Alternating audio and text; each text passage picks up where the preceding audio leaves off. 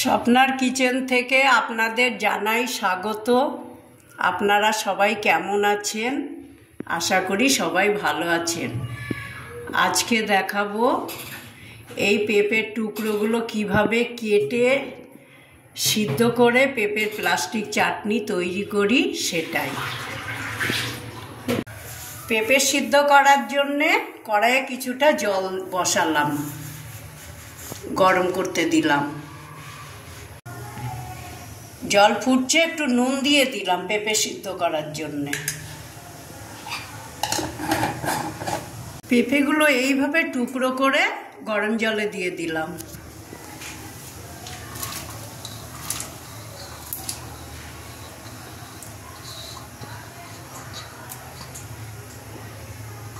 ঢাকা দিয়ে সিদ্ধ করে নেব। এইভাবে পেঁপেগুলো ভালো করে সিদ্ধ করে নেওয়া হলো। এইটুকু 5 ফোড়ন আর 2টো শুকনো লঙ্কা ফোড়ন দিচ্ছি।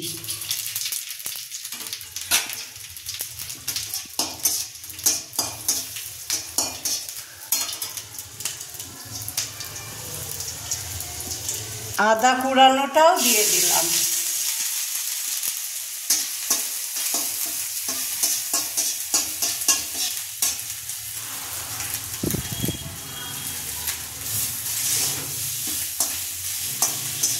ভাজা হয়ে গেছে, পেঁপেগুলো ঢেলে দিচ্ছি।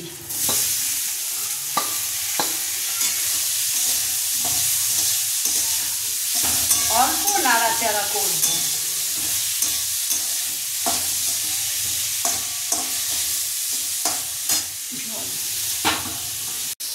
ভাজা হয়ে গেল, জল দিয়ে দিচ্ছি অল্প করে। জলটা ফুটতে দেব।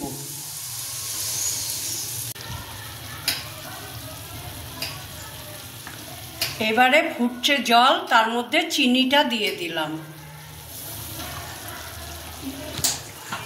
জল শুকিয়ে এসেছে, এবার 2টো পাতিলেবুর রস দিচ্ছি। সেন্টের জন্যে একটা কমলা লেবুর রসও দিচ্ছি। এর সঙ্গে কিশমিশগুলো দিয়ে দিলাম।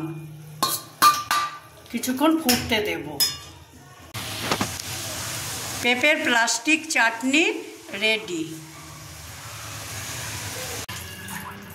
বন্ধুরা, আমার পেঁপের চাটনি রেডি।